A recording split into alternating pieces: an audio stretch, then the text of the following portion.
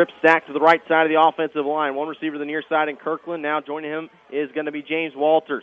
Wilkins takes a snap, drops back, buys some time with his leg, fires over the middle of the field, and Will Vakalai this time with the interception for Penn. He works to his left, trying to follow some blockers from Jason Alexander inside the 15, and he'll take it to the house. Will Vakalai, defensive touchdown for Penn, number 5 on the year. 10:20 left in the first half, and the Penn Kingsmen are up 20-6. Welcome into the Penn preview here on the Regional Radio Sports Network. Semi-state action, the Final Four in Class 6A as Penn takes on Carmel this Friday night. They get a big victory for their 16th regional crown last Friday over at Demaree Stadium against the Maryville Pirates, 56-38. Coach, we'll start right there. Congratulations, first of all, on the win. A heck of a win. An exciting ball game, almost 1,000 yards of offense combined between the two teams. A lot of points put up on the board. How'd the boys get it done? Well, you know what? I think multiple ways. The offense, besides having 2 turnovers, did a great job and moved the football very, very efficiently and scored. I think one of the big things is the end of the first half, being able to score right before the end of the first half with like 23.5 seconds left on the clock when we scored. So and that was a big boost going in. Defensively, gave up more points than we'd like to. But on the other hand, we also had 4 picks, and one was for a touchdown. I mean, if you average 4 picks in a game for the year, I mean, you're setting a school record. So they did a lot of good things, but they also did some, also gave up some points. And some of that you have to tip your hat to a very athletic and talented Maryville team. Coach, when you take a look at it specifically in the running game, I thought you guys had a lot of success. Obviously, Camden Bone had 2 touchdowns passing the ball, but when you take a look at it, a lot of the damage was done on the ground. And again, we talk about it each week. It starts with the offensive line. They do a great job opening up the holes for the runners. But you also got to give a lot of credit to the runners. It seems like their field vision really helped break open a lot of runs last Friday night. Well, you know what? It's great to have a back that can just fly.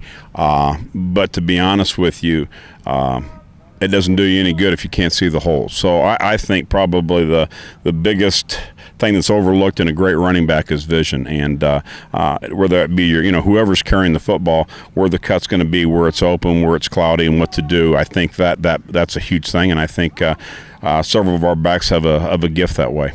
Coach, you mentioned it defensively. You gave up a lot of points, but you get 4 interceptions. I think also a big stat is you hold them for 1 for 6 on 2-point conversions. I think that was a big momentum boost as well defensively. Well, we had some goal line stands and came out good on that, and then 1 for 6 on 2-point. That's a lot of points. That's a lot of hidden points, and in a game like that, every point's important.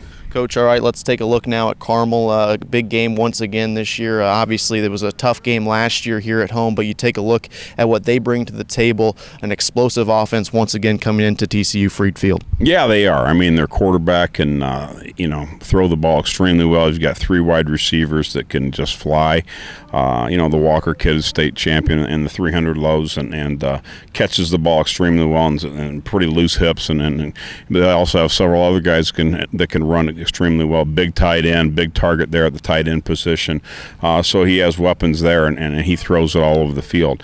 They also can run the ball. I mean, they've got a couple great tailbacks that pound the ball, and a big offensive line, a veteran group there. And the quarterback in big ball games and tight ball games is not scared to run the football, whether it be on the option plays or scrambling if things aren't open. And he's a heck of a quarterback, heck of a runner, heck of a thrower. Well, and you take a look at your offense as well. The last 7 weeks, you guys have scored 40-plus points in each of the last 7 weeks. And you take a look, that's a big contributing factor to your 8-game winning streak right now. When you take a look at what's clicking on the offensive end specifically, what do you attribute the success to?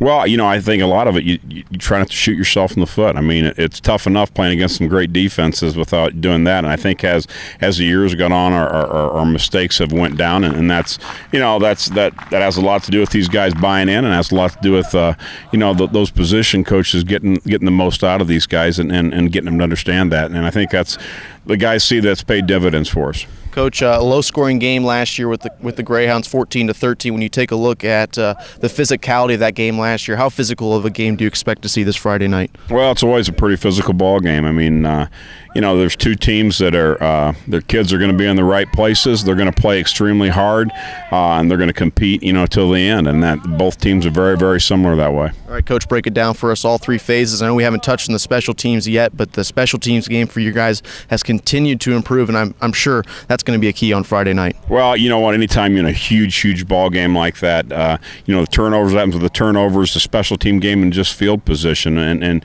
I think defensively we've got to limit the big plays we give up. I mean, last year the Wild Bunch had a heck of a ball game, but we also gave up 4 big plays, and 2 of them were for touchdowns. And against a tough team, and that's hard to try to limit something like that. But we got to try to limit that and try to make them march the field as opposed to hitting a big home run.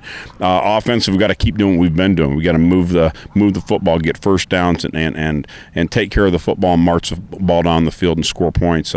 Special teams, I mean, they've got a weapon of their kicker. I mean, puts a lot of those kicks in the end zone, and our coverage team has to do a great job against some speedy return guys as well. So it's going to be a classic, Final Four game, but that's what you want to play in. You always hope there's going to be somebody there that ain't very good, but it never seems to be that way. I mean, when you get to this point, everybody's pretty doggone good.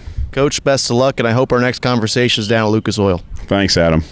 Once again, Cory Yeoman, head coach of the Penn Kingsmen, joining us here on the Penn Preview. The Penn Kingsmen taking on the Carmel Greyhounds in a semi-state game for the 3rd straight year right here at TCU Freed Field. This has once again been the Penn Preview right here on the Regional Radio Sports Network.